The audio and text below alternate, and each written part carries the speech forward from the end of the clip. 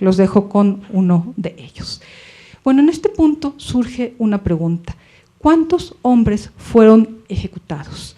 No hay una respuesta precisa, si acaso se puede saber el número de condenados a pena capital, pero después de la sentencia de primera instancia existían recursos de segunda y tercera instancia, juicios de amparo, la sustitución que correspondía a los jueces después de dictada la sentencia definitiva y que se daba en mujeres mayores de 70 años, en casos donde no existían agravantes y cuando los atenuantes eran de cuarta clase o su equivalente, y si había pasado más de 5 años desde la comisión del delito hasta la aprehensión del responsable.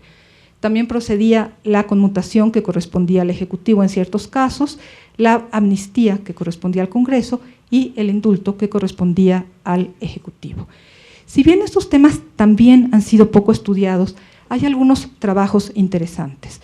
Hay 2 textos que analizan cuál fue la postura de los ministros de la Suprema Corte de Justicia ante las solicitudes de amparo por parte de reos condenados a la pena capital.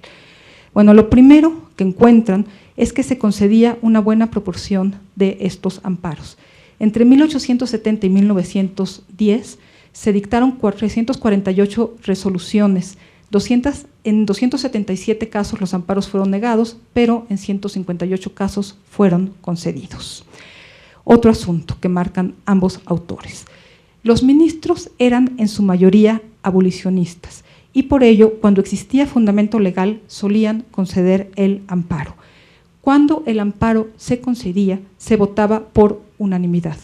Cuando no se concedía, en cambio, no se votaba por unanimidad y en general existen votos particulares.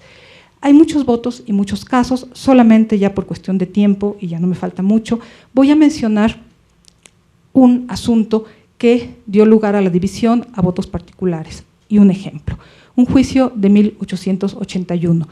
Para 1881 habían pasado 25 años desde que se condicionara la existencia de la pena de muerte a la existencia del sistema penitenciario.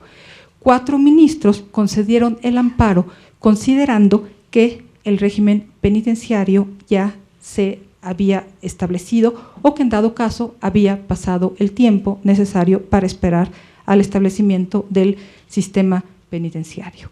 Otros ministros se opusieron argumentando que solo existían penitenciarías en algunos estados, Jalisco, Puebla y Guanajuato, y que además la simple existencia de penitenciarías no suponía el establecimiento de un completo sistema penitenciario, que una cosa era el edificio y otra la institución.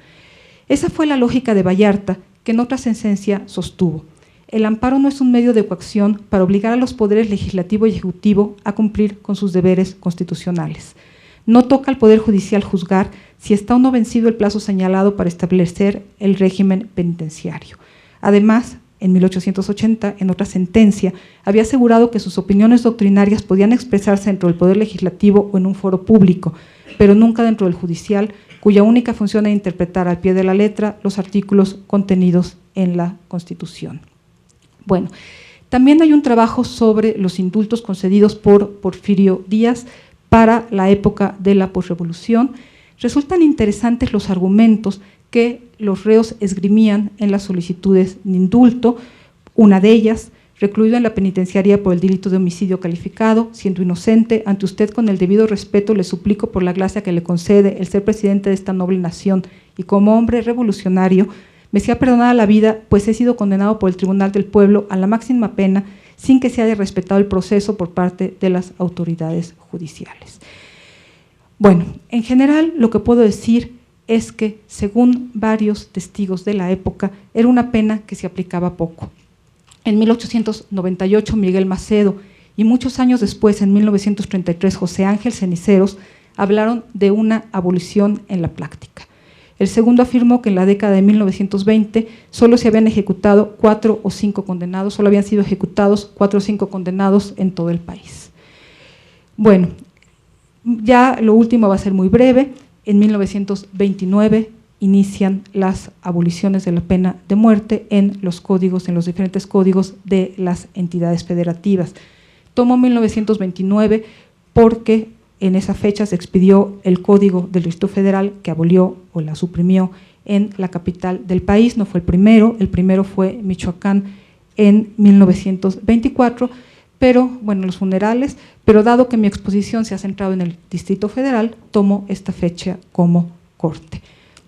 Este es un cuadro que muestra en qué fecha fue abolida la pena de muerte en los diferentes estados. Y bueno, faltan los dos últimos. El último en 1975 fue Sonora, pero no cabe el cuadro en la pantalla. También en esta ocasión, en 1929, la comisión redactora del Código del Distrito Federal se dividió, pero como dije anteriormente, Almaraz se opuso, pero esta vez con el apoyo del presidente de la República, la pena se suprimió. Como conclusión, desde 1857 hay un aumento de la oposición, se incrementa el debate entre los legisladores y la pena capital, vista como un mal necesario, se conserva pero condicionada o se conserva como un mal necesario. ¿Qué pasó en los siguientes 20 años después, posteriores a la supresión en el Distrito Federal? Solamente quiero apuntar dos cosas. Ante cada crimen, ante cada homicidio que suscitaba la indignación, el público, la prensa, clamaba por la readopción de la pena capital. El debate, la solicitud, se nota en los periódicos de la capital, pero también en las reacciones que se tenía frente a los propios delincuentes. Por ejemplo, cuando María Elena Blanco y su cómplice fueron llevados a la reconstrucción del crimen, la casa estaba rodeada por una multitud que gritaba: mátenlos, ahórquenlos, además volviendo a la horca.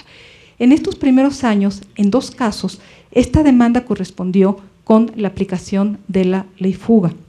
En 1832, a Luis Romero Carrasco, la fiera humana, quien era llevado a las Islas Marías, y un año después, Alberto Gallegos, responsable de la muerte de Jacinto Aznar, quien además temía que esto ocurriera.